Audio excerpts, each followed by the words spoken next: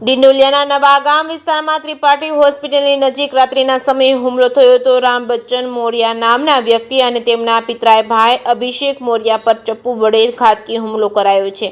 હુમલામાં રામ બચ્ચન મોરિયાને ગંભીર ઇજાઓ થતાં તેમનું ઘટનાસ્થળે જ મોત થયું હતું, જ્યારે અભિષેકને ગંભીર ઇજાઓ સાથે સારવાર માટે તાત્કાલિક હોસ્પિટલ ખાતે ખસેડવામાં આવ્યા હતા. જ્યાં આ કેસમાં ડિંડોલી પોલીસે પિતા કુંદન સુનિલ ચૌધરીની ધરપકડ કરી હતી.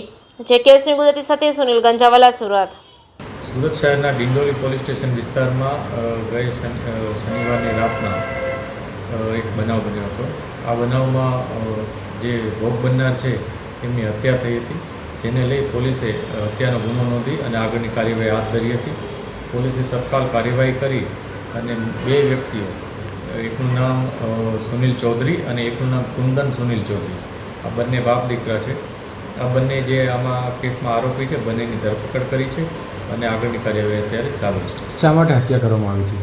અત્યારે જે પ્રાઇમરી ઇન્ફોર્મેશન પોલીસને મળી છે, જેમાં ઇન્ટ્રોગેશન દરમિયાન એવી માહિતી છે કે જે આમાં મુખ્ય આરોપી છે કુંદન સુનિલ ચૌધરી, એ કુંદનનો મિત્રતા જે ભોગ બનનાર છે રામ બચ્ચન મોરિયા, એના નાના દીકરા સાથે હતી.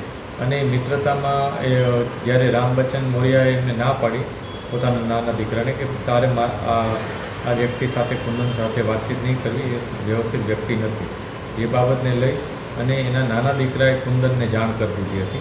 અને એ બાબતને લઈ અને એનો કુંદન એના સાથે ઝઘડો કરવા આવ્યો હતો અને એના નાના દીકરાને પોતાની સાથે લઈ જવા આવ્યો હતો. આ પ્રકારની પ્રાથમિક માહિતી પોલીસને મળી છે અને આ બધી બાબતો વેરીફાઈ અત્યારે કરી રહ્યા છે. કઈ રીતે આખી ઘટનાક્રમ કરવામાં આવી હતી હત્યા? જ્યારે કુંદનને એવું ખબર પડી કે એના મિત્રના ફાધર છે રામ બચ્ચન, એ પોતાના વિશે એટલે કુંદન વિશે એના મિત્રને આવી રીતના વાત કરે છે, એથી ઉશ્કેરાઈ ગયો હતો અને ઝઘડો કરવા આવ્યો હતો. આ ઝઘડાને લઈ એ અને એના અમુક મિત્રો પણ સાથે હતા અને સાથે પોતાની પાસે એક તીક્ષ્ણ હથિયાર પણ હતું. આ હથિયાર લઈ અને એણે શનિવારની રાતના ઘટનાક્રમને અંજામ આપ્યો હતો. ત્યાં ઝઘડો કરી નાખ્યો હતો અને હત્યા નિપજાવી હતી. આરોપી વિરુદ્ધ કોઈ ગુનાહિત ઇતિહાસ? જે આરોપી છે કુંદન અને સુનિલ એ એના ફાધર છે. કુંદન પોતે અગાઉ BNS 115 મુજબના કેસમાં દોષી આરોપી તરીકે હતો. એના ઉપર પોલીસે એ વખતે કાર્યવાહી કરી હતી.